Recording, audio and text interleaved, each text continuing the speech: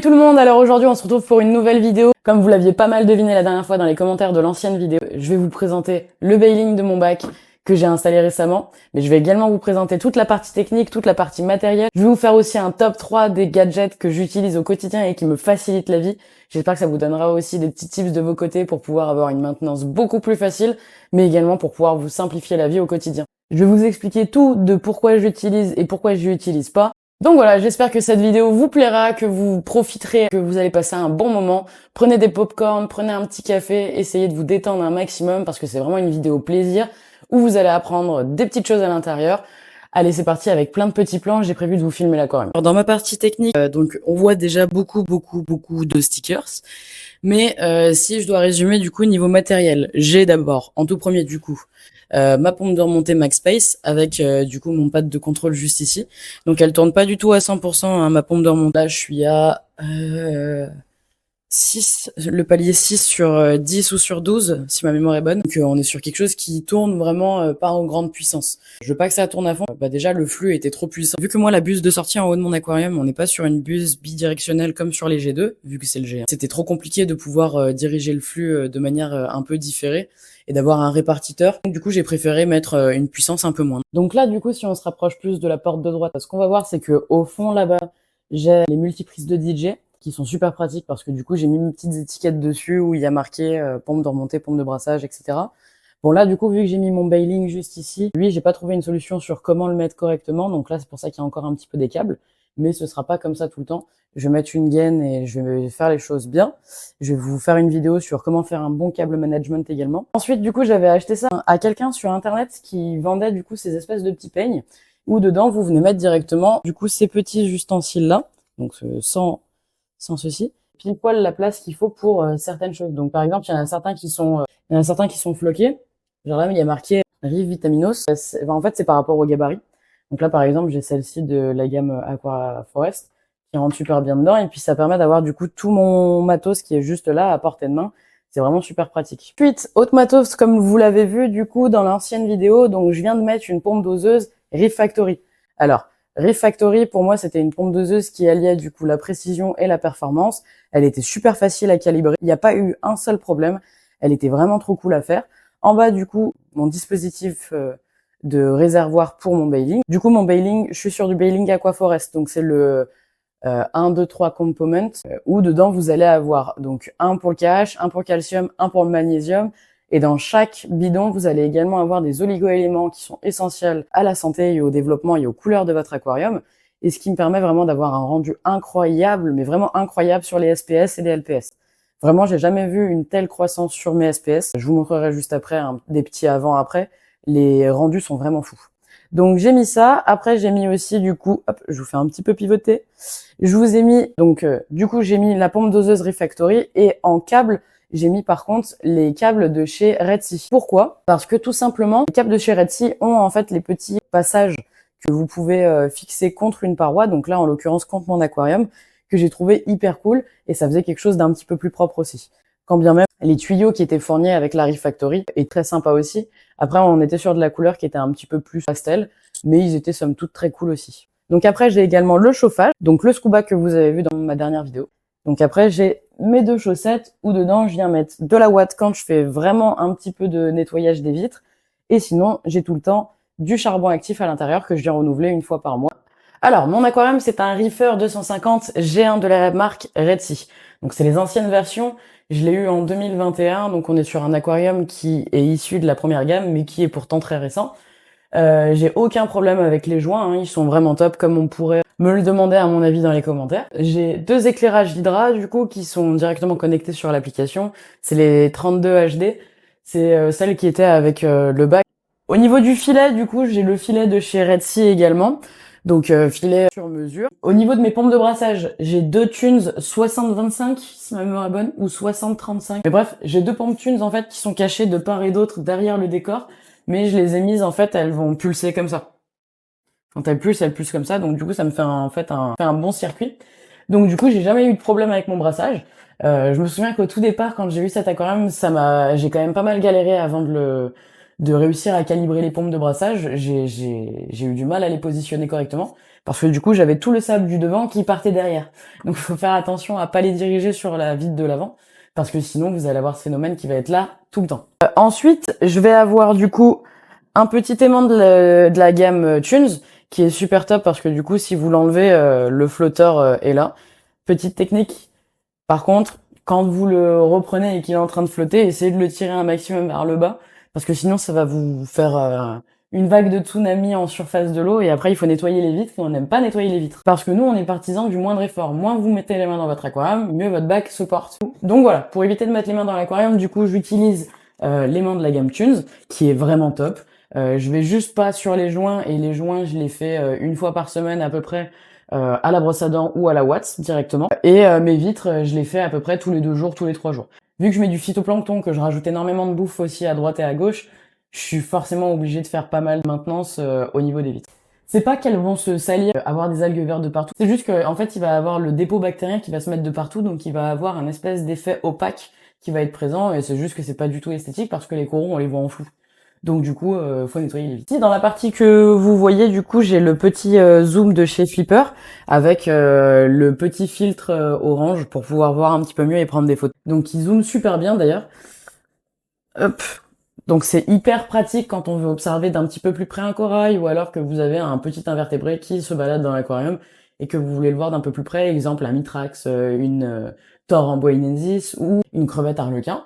Et ben avec cette petite ustensile là, vous pouvez complètement le voir d'un petit peu plus près. Ou si vous avez un corail qui est un corail ultra mais que vous kiffez à fond, mais que vous voulez voir comme s'il était beaucoup plus grand, vous leurrez votre cerveau, ça vous fera faire des économies. Ensuite, pour les petites choses et les petits gadgets que j'utilise au quotidien, donc du coup, au niveau complémentation, je vais avoir le Nitrate Plus de chez Colombo, qui est du coup mon sauveur pour pouvoir monter mes nitrates. Donc ça, c'est quelque chose que j'utilise tous les jours, où je mets 2 millilitres par jour. Après, hop, ça va se passer sur le filet. Donc mon premier accessoire essentiel, ça va se passer, il va être sur mon filet. Ça va être cette petite trappe, parce qu'en fait, donc du coup, il faut s'imaginer que là, l'aquarium, il est en filet. Et quand vous voulez donner à manger et pas enlever votre filet, parce qu'en général, vous avez de l'eau, vous avez du sel, vous avez de la poussière qui vient se mettre dessus, enfin, il y a pas mal de choses. Et ben hop, vous venez juste le lever, la petite trappe, vous mettez votre alimentation et vous refermez. Et ça, c'est un gain de temps fou. Ça coûte pas si cher, et il y a plein de gens qui font ça en imprimante 3D. Et ils peuvent vous le designer comme vous voulez. Moi, je l'ai acheté tel quel, directement dans un magasin. Mais vous pouvez très bien demander à quelqu'un de vous le faire en 3D. Et il peut vous le designer à votre sauce, il y a pas de souci. En autre essentiel, du coup, en termes d'alimentation, il va y avoir cette alimentation-là, le Reef Roids de chez Polyplab. Ça, c'est une dinguerie. Les coraux kiffent, ils sortent tous tout de suite tout ce qui est Favia, Acanthastrea, Goniastrea. Ils vont tout de suite se gonfler pour pouvoir s'alimenter. Donc ça, c'est vraiment une alimentation que je recommande plus. Par contre, faites gaffe quand vous ouvrez le sachet, ça surprend un petit peu au niveau de l'odeur, mais ça, c'est toute l'alimentation qui est liée aux marins. Ça pue de fou. Après, j'ai jeté la boîte, mais on est sur le phytoplancton Easy Booster de Easy Reef. Je vais vous mettre une petite photo sur à quoi ça ressemble. Et là, celui-ci, il est vraiment fou. Je remercie mon grand ami Didier de m'avoir conseillé du coup ce phytoplancton-là, parce qu'il est vraiment top. Par contre, faites attention à une chose, si vous utilisez ce phyto, il a tendance à du coup faire augmenter la consommation des coraux durs et du coup vous faire baisser le KH très rapide. Donc on fait juste gaffe à notre consommation de KH et après il y a pas de souci.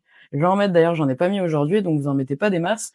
Je vais utiliser du coup, hop, ma petite trappe et voilà. Je referme.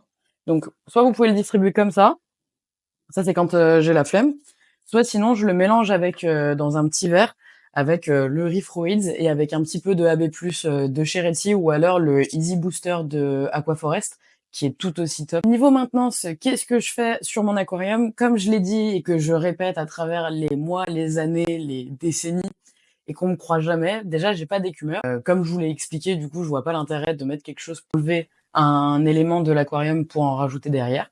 Donc du coup je mets pas d'écumeur et je ne fais pas de changement d'eau. Donc j'en fais un peut-être une fois par an grand maximum. Mais vu que je galère à monter mes nitrates et que je complémente déjà tout en oligo-éléments, je vois pas l'intérêt de complémenter en faisant des changements d'eau, sachant que du coup le sel enrichi, c'est intéressant, mais vu que les enrichissements qui sont mis à l'intérieur ont une granulométrie différente, ça fait que du coup, si vous mélangez pas votre sel avant de faire votre création de sel, finalement, et ben vous allez avoir du coup plus de minéraux en haut ou en bas, en fonction de si la granulométrie elle est plus épaisse ou plus lourde. C'est comme quand vous avez du riz et du sable, si vous le mélangez dans un petit pot, vous allez avoir tout le sable qui va remonter à la surface. Donc du coup, en changement d'eau, j'en fais un une fois par, et c'est vraiment juste pour enlever la sédimentation qui se trouve dans ma décante. Donc en fait, je vais avoir juste une accumulation à force de donner à manger. J'éteins pas forcément tout le temps mes pompes de remontée parce que après elles sont à recalibrer puisque vous avez la petite roulette ici et ça fait un petit peu de bruit. En règle générale, c'est pas non plus énorme, mais ce qu'il y a, c'est que moi, ça me dérange beaucoup le bruit de cascade. Et après, ça donne envie de se lever dans la nuit pour aller aux toilettes, donc c'est pas forcément fou. Donc du coup, je préfère pas éteindre ma pompe de remontée. Il y a le rifroïde qui va dans les pierres et qui va créer un peu de sédimentation. C'est pas plus mal, comme ça me permet d'avoir un petit peu plus de nitrate, un petit peu plus de phosphate. Comme ça me permet d'avoir un peu plus d'alimentation pour mes coraux. C'est très très bien. Moi, ça me va. Donc après, je vais vous faire des plans un petit peu de l'aquarium et je vous ferai aussi des avant-après avec les dates de quand est-ce que j'ai pris en photo tel corail ou comment il est au jour d'aujourd'hui. Donc ils ont énormément évolué. J'ai juste une petite invasion de Valonia pour l'instant, mais je me suis équipée de Mitrax pour pouvoir dézinguer tout ça. Donc la Valonia, c'est une petite algue sous forme de petite bille, sous forme de petite bulle, sauf que si vous l'éclatez dans l'aquarium, elle se propage encore plus vite. Donc c'est très contraignant pour le coup quand vous avez des pierres en plus qui sont complètement envahies, mais à la base de votre structure, vous pouvez pas les retirer, sinon il y a tout qui s'effondre, ou alors faudrait que je retire tout. Mais j'ai pas envie de faire ça. Donc du coup, j'ai préféré opter sur une solution naturelle où je viens mettre des crabes qui viennent manger cette algue-là tout simplement. Autre solution également, et j'y réfléchis, le fait que j'ai pas assez de nitrate dans l'aquarium, j'ai pas non plus énormément de poissons. Après, j'aime pas surpopuler mes bacs, donc du coup, ça va aussi de pair avec ce que je pense sur l'aquariophilie. Mais je me tâte pas mal à rajouter un autre poisson pour pouvoir augmenter mon taux de nitrate dans l'aquarium. J'ai 2-3 idées en tête de poissons. Je vous laisserai donner votre avis sur quel poisson je vais intégrer dans l'aquarium. Au niveau du spectre lumineux de mon éclairage, je vous mets une petite photo juste ici de ce que j'ai créé. Donc c'est un truc qui fait des grosses variations. J'ai un zénith d'à peu près 3 heures de blanc. Et voilà, j'ai jamais eu de problème avec cet éclairage qui a été tiré de Charles Saxby, si ma mémoire est bonne. Saxby, ouais. Et après, je l'ai modifié un peu à ma sauce. J'ai fait attention aux UV parce que sur les hydrants, on peut absolument tout modifier. Mais il y a pas de souci, c'est vraiment un éclairage, c'est le seul qui convient super bien à l'aquarium et où il y a jamais eu de problème. Autre accessoire de dingue, cette chose. C'est absolument incroyable. Alors du coup tout le monde doit connaître ça. C'est une pince pour mettre le thé en vrac. Donc par contre, faut prendre celle de chez Leclerc ou Auchan qui a 2,18 €, 2,78 € en fonction parce que elle ferme vraiment. J'ai essayé de prendre celle de chez Ikea, elle ferme pas assez et les artémias passent en fait entre pendant que vous y faites des congelés. J'utilise vraiment que de la nourriture congelée. Pourquoi? Parce que du coup, ça me permet déjà d'avoir une régulation des phosphates parce qu'il y en a beaucoup dans pas mal d'alimentations différentes. Après, je viens également utiliser une alimentation de chez Aquaforest sous forme de granulés pour pouvoir donner à manger à tout ce qui va être un petit peu plus timide, on va dire, dans l'aquarium. J'ai un Cryptocentrus intrus qui est un petit peu plus flippé. Donc lui, pour le coup, il reste vraiment au niveau des roches. Les granulés, il kiffe, ça va direct au fond, il est on fire. Donc ce que je fais chaque jour, je viens du coup décapsuler 2 de mes capsules. Donc c'est de l'artémia à l'ail et à la spiruline. Pourquoi à l'ail et à la spiruline? Spiruline parce que c'est un élément qui est assez intéressant pour les poissons, pour la digestion et pour les poissons qui sont à tendance herbivore. Mais également à l'ail parce que du coup c'est un antiseptique naturel. Donc ça permet de prévenir des maladies. Donc ça permet d'avoir des poissons qui sont beaucoup plus sains. Ça facilite le fait que vous ayez pas forcément, quand la déjection du poisson le suit, c'est qu'il a potentiellement des vers intestinaux quand c'est de couleur très claire. Donc soit des vers intestinaux, soit ça peut être de la constipation aussi, ça existe chez le poisson. Donc pour éviter ça, parce qu'une constipation, ça peut aussi emmener à une destruction des organes. Si les organes sont trop compressés, ils peuvent péter, et notamment la vessie natatoire, et ce qui est quelque chose qui ne se répare pas. Donc je préfère prévenir, prendre des artémias à l'ail, comme ça au moins ça m'évite tout souci derrière. J'ai toujours fonctionné comme ça et ça a toujours très bien fonctionné. C'est la marque Océan Nutrition, c'est ceux que j'ai trouvé de meilleurs sur le marché pour le coup. Les artémias quand ils sont décongelés, ils ont une jolie couleur. Ils ont pas l'air d'être rabougris, ils sont pas hachés, ils sont entiers. Les poissons adorent, ils les voient direct. J'ai réussi à acclimater 2 mandarins avec ça, donc vraiment top. Et le fait que ça soit à l'ail, c'est vraiment beaucoup plus appétant aussi pour eux, donc ils vont beaucoup plus se jeter dessus. Donc voilà, ça c'est dans mes tapes ustensiles aussi, ça m'évite à avoir à prendre l'épuisette, à mettre les artémias dedans, à attendre, à enlever le filet, à vider mon épuisette dedans, mais il y a encore des artémias qui sont coincés, donc du coup c'est chiant, faut mettre les mains dans l'eau. Au final, quand on a fini, on a le filet qui est à l'extérieur de l'aquarium, donc ça a fait flipper un peu les poissons. J'ai mis de l'eau de partout, j'ai mis du sel de partout, et en plus mon épuisette il reste des artémias dedans, donc ça pue. Donc au final, avec ça, il y a rien qui reste coincé dedans, c'est super pratique. Vous y mettez dans un verre d'eau, ça se décongèle tout seul. Vous revenez, vous l'essorez un petit coup, vous enlevez votre petit capot ici, et vous venez libérer ça comme ça. Et ça rentre pile poil du coup dans mon dispositif. Ah, ils connaissent, hein, ils sont on fire là. La preuve en est, Voilà, maintenant je vous laisse sur des petits plans de l'aquarium et je vous laisse admirer.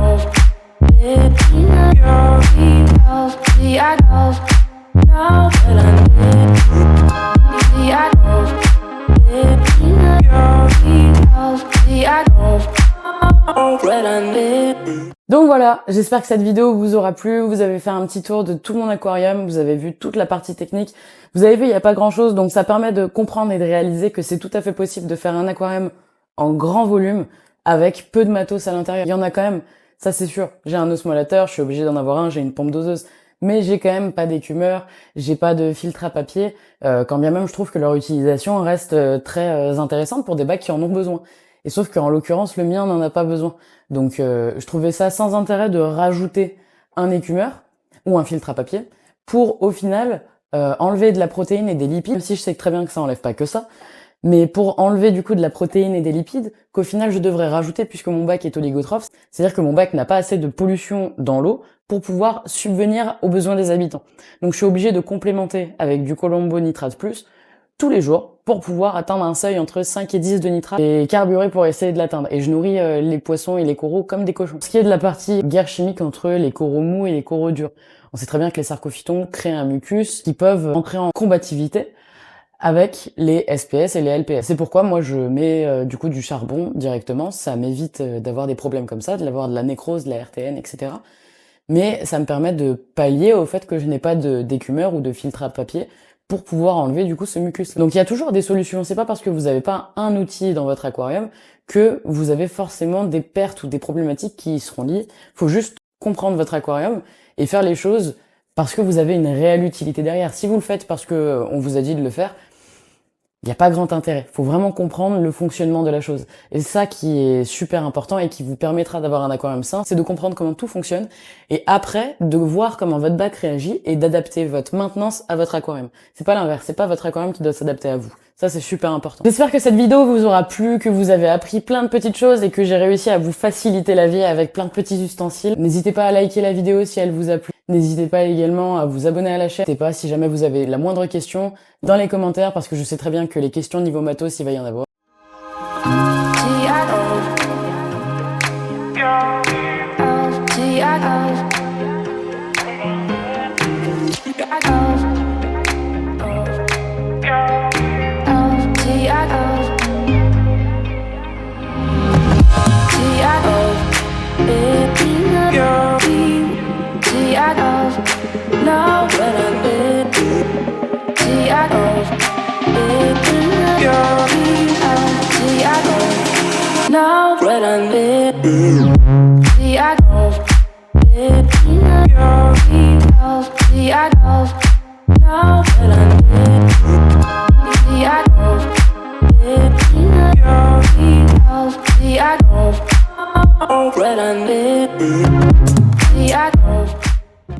Donc avec tous ces animaux à poil et à écailles, je vous souhaite une bonne journée et je vous dis à la prochaine.